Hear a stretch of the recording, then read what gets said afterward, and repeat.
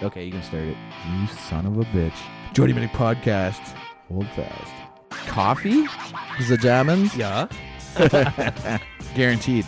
Legit. Broing down. Jody Mitic Podcast. Some long range shooting. Sniper rifle. 18-inch 308 guns and bullets and that. Eventually, one day, it's coming up. It's gonna swell. It's going to swell up. Yeah. So we're good. We were going to go shooting today. What's my escape plan? The zombie apocalypse. There's wild turkeys around here. I'm on team people. Not because I'm a communist. Okay, so anyway, I'm a history geek. I should know this. Anyway, just wow. Yes. El Recordo? El Recordo. Is that proper? Can we say that? Oh, yeah. Yeah, for You sure? Yep. El Recordante? Mm-hmm. Yep. All that is fine. Nobody gets angry at that. Good. Speaking of angry, how has been your temper lately? Me? I'm pretty much busting through walls like the Kool-Aid man. Yeah? Yeah. Just hulking it out? Yeah, exactly. Yeah, good. Yeah. So this is Jody Mitic. This is Luke Rowan. We're doing the Jody Mitic Podcast from the Podcast Wagon studios here in Orleans, Ottawa, Ontario. Yes, sir. Orleans is like a neighborhood or a borough. Yep. For our American listeners. That's right. It's like a part of Ottawa. Old French part. Elle Oui, parle oui. français ici beaucoup. C'est bon. Mais oui, c'est bon. French girls, bon. Right? If our wives are listening, that's our past. Yeah, maybe. We lived like one time. I'd say, no, I had a bit of a thing for French girls for a bit. Oh, yeah? Yeah. Is that why you've... You know what? Even I was on the phone the other day. Who was it? I can't remember why, but she had Kelly actually was on audio, like the speakerphone. Right. And the girl had that, you probably know exactly what I'm talking about, like that high pitched French girl accent. Yeah, that, like this stereotypical, yeah. But it's the cute one. Right. You know what I'm talking about? Yep.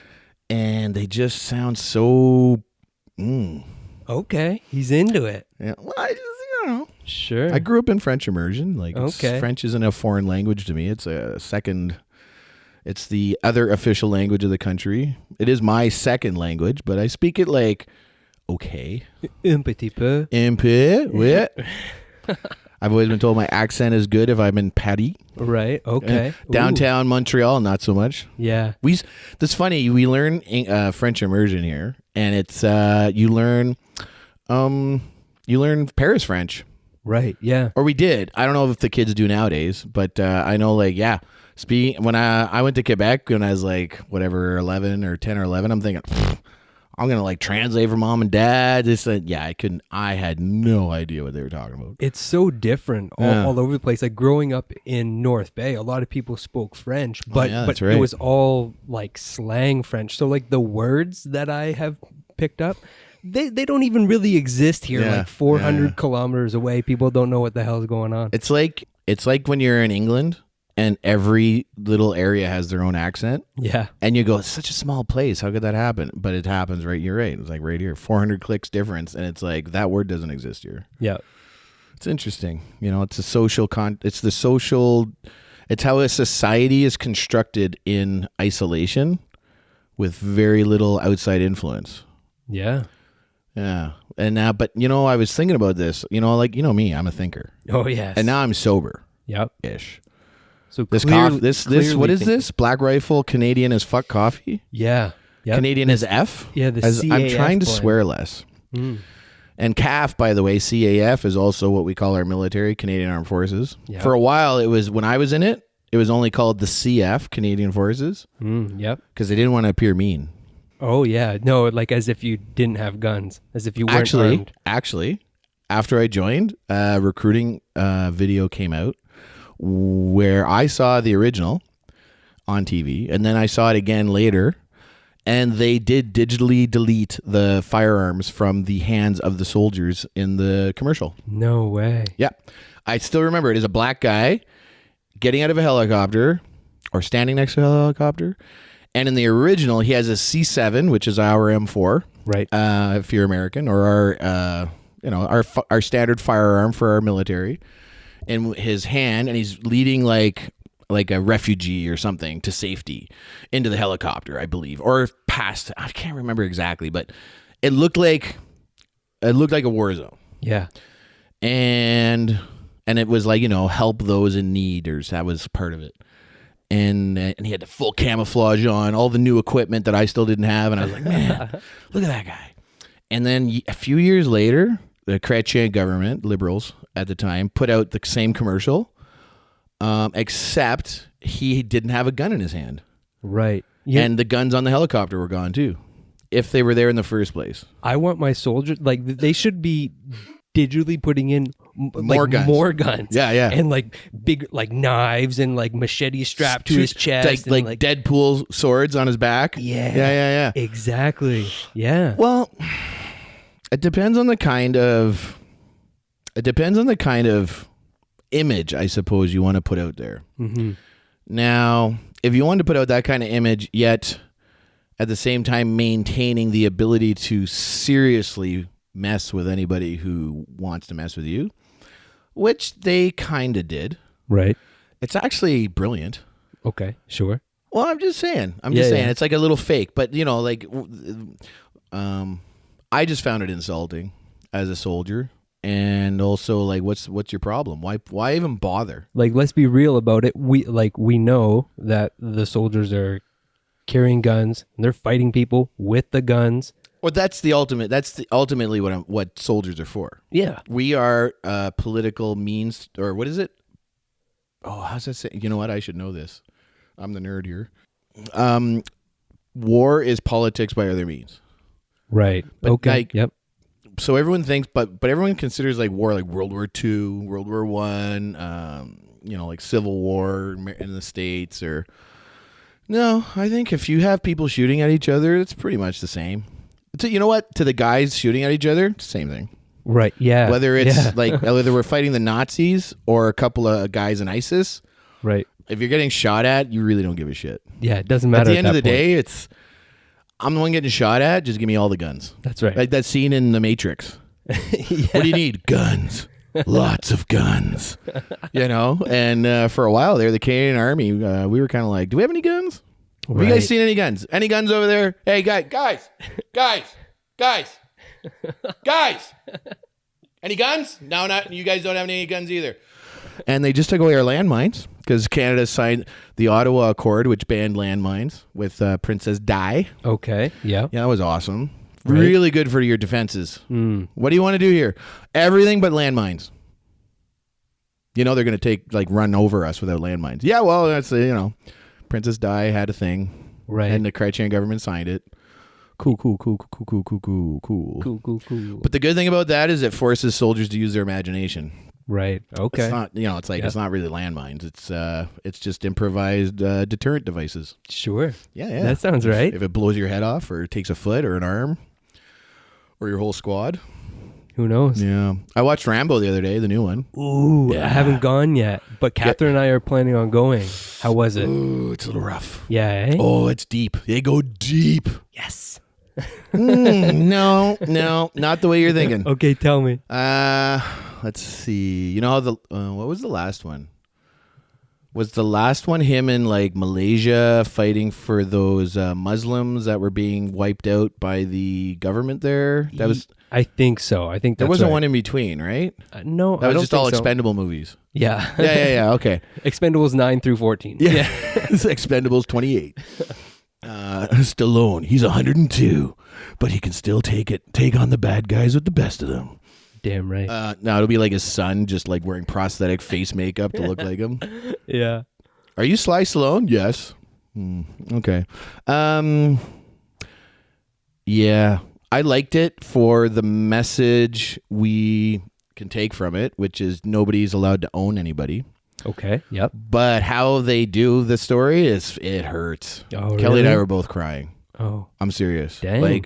Like that. It was rough. Yeah. Okay. It's a good story about the real world, actually. Right. And actually, it's very realistic, except for the. No, you know what? A guy like Rambo, who is just a connoisseur of war, Yeah. just an expert at extracting life from the human body.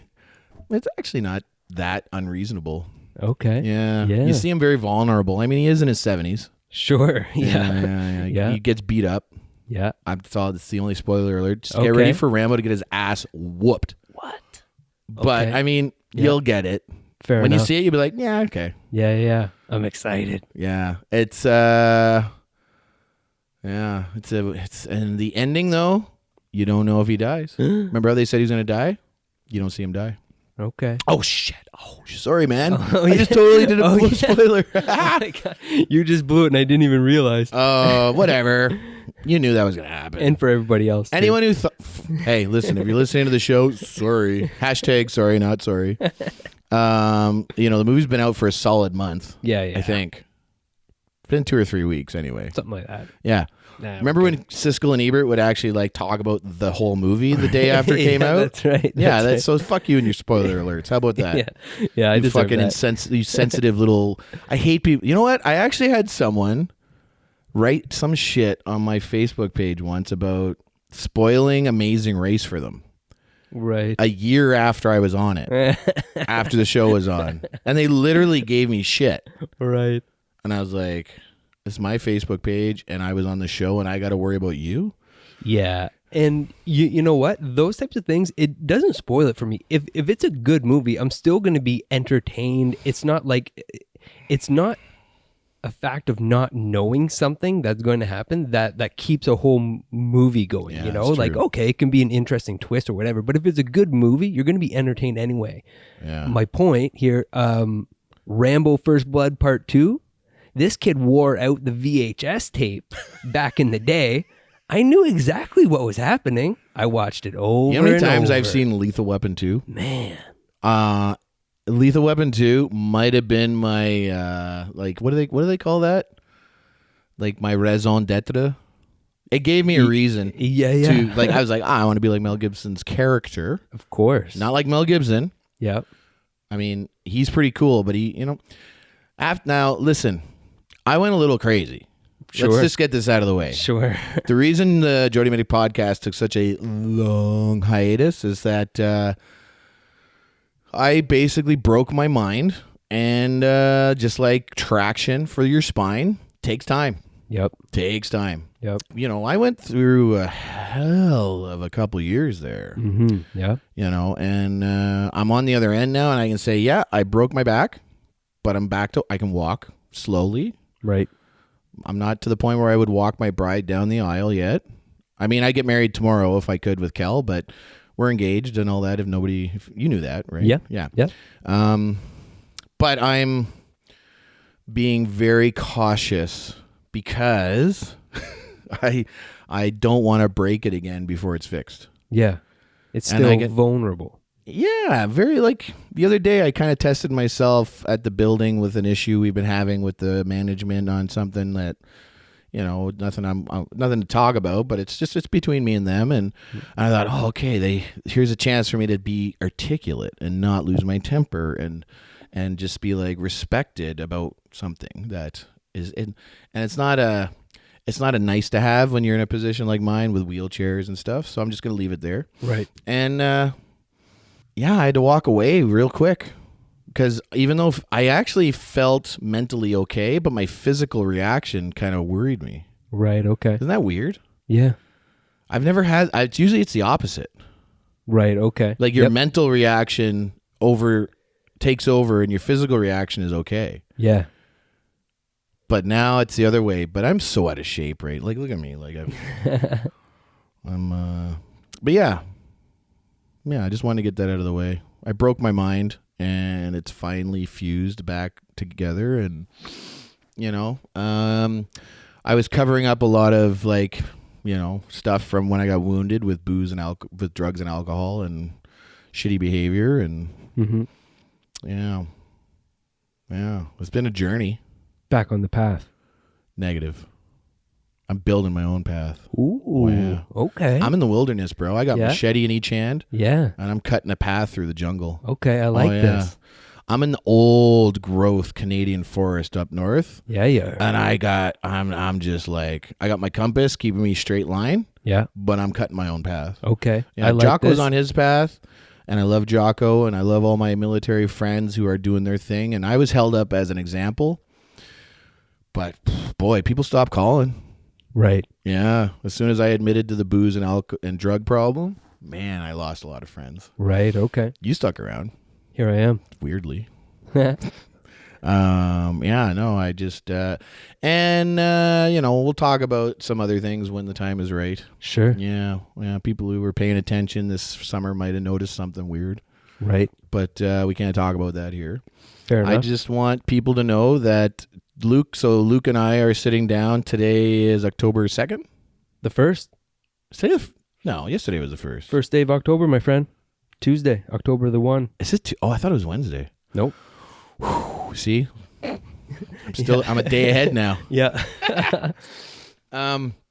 So it's Tuesday, October 1st, 2019. Luke Rowan and Jody Mitic have sat down, and we decided to do a quick episode of the show right before. Dun, dun, dun. We are recording the Unflinching audiobook in the Podcast Wagon studios, and I'm super excited. Oh, me too. We've been talking about this since we met. Yep. Well, yeah, probably since we met since we started podcasting together anyway. That's right. And you pushed me, and I kept trying to get my publisher to get on board with audiobooks. Yeah, they're just not into it. Yeah. And they were like, look, fools. You know what? No. Easy now. They pay me. I say this. Anyone listening from a publisher, that was Luke Rowan. No, they just don't. They're just not something they're into. Right. And I don't, I stopped taking it personally, and I stopped thinking like, oh, why don't they see what I see? It's just not their wheelhouse. And that's cool. They gave me all the rights to it. They said, you know what? We don't want to do it, but if you want to, go ahead. We're not going to get in your way. So I really appreciate that. And, if we can make it work, awesome, and we can have fun with it. And anyone listening, we will be doing a tour of for the audiobook through mostly America, because you guys love us down there. And if you want to, we've also opened up the show to live shows to be booked through the listeners. That's right. So, we might as well talk about that for a little bit. Is the website set up? Yeah. So, Luke, why don't you explain real quick what they would have to do to like get in contact with us to discuss a live appearance? We've made it super easy. There's now a Book Jody page on the website, which is the jodymiticpodcast.com. So if there are people who are interested in building a live event in whatever city you're at, then go to the page, thejodymiticpodcast.com, go to Book Jody, and you can fill out the form. It's got the 5 W's there of who, what, when, where, why.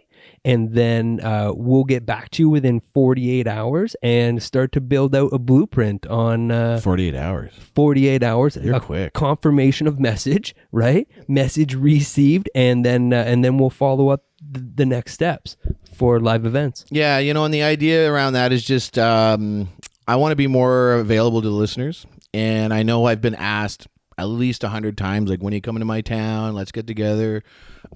People contact me on my Instagram all the time, and they want, we had McKelly had a wife of a SWAT team member, and somewhere in Mississippi contact her and say, all the boys listen to the show. They all miss your show. They all want to talk to you if you're available. And so, we're just, that was recent. So that was kind of gave us the idea. And we said, you know what, we're not doing anything else. I don't have a job or anything right now that forces me to be anywhere else except where I want to be. Mm-hmm. And isn't that the ultimate goal? Yeah.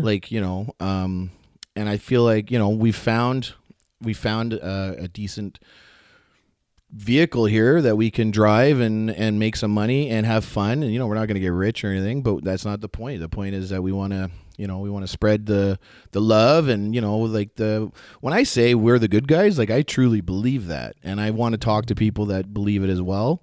And you know what, at 42, I have a lot to say to some of the younger operators out there, some of the other trigger pullers, some of the lifesavers, some of the the other mentors to young men and women who want to serve their countries out there.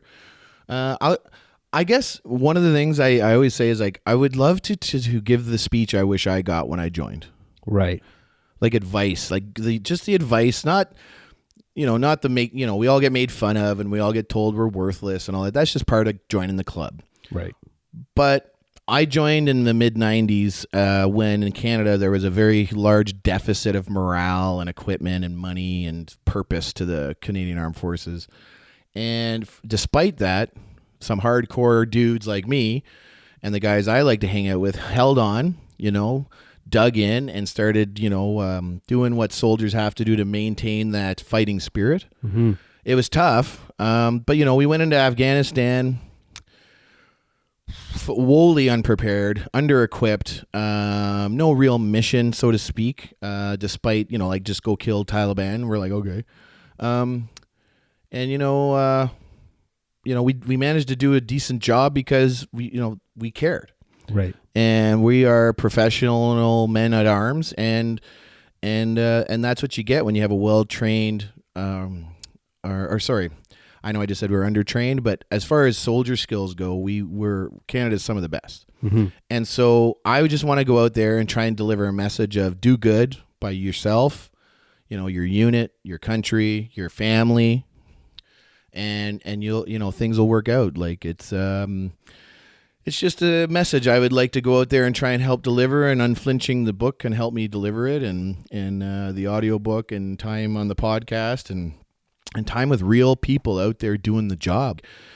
So I thought it'd be neat, Luke. Mm-hmm. What do you think if I read a couple pages from the book? Yep. Nothing too tantalizing. We want them tuning back in. Yep. And every time we record a new show, we'll let out a couple paragraphs or a few pages of the book. Yeah. So you want to start that? Let's do it. All right.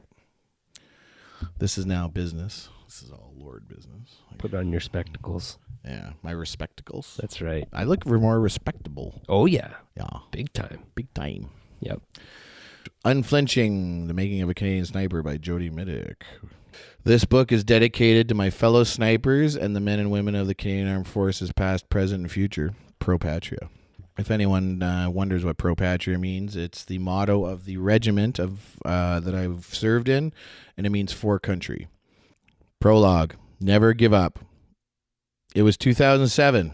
I was a master corporal and sniper team leader in the Canadian Armed Forces. I just celebrated my 30th birthday in Afghanistan. I'd survived 3 tours over the course of 7 years. I'd been preparing for war my entire adult life, but nothing prepared me for what was about to happen next. On January 11th, a week after my birthday, our 3-man elite sniper unit, Barry, Cash, and me, led by my boss, Gord, was sent on a mission. We were to intercept Taliban insurgents fleeing the Canadian forces as we advanced on an Afghan village. We stepped through the wire at Strong Point Center and headed through the thick mud of a farmer's field. A while later, we arrived at an opening in a wall leading into the village.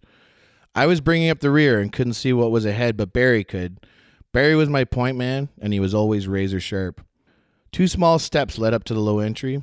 2 small steps. Barry went through the opening first, followed by Gord and Cash, rifles at the ready. They all cleared the entry without issue, and I was up next. I took those 2 steps up, clearing the entry. In the green glow of my night vision, I saw Cash covering the 6 o'clock position. I tapped him on the shoulder to signal that I was in position, and he moved to follow the others.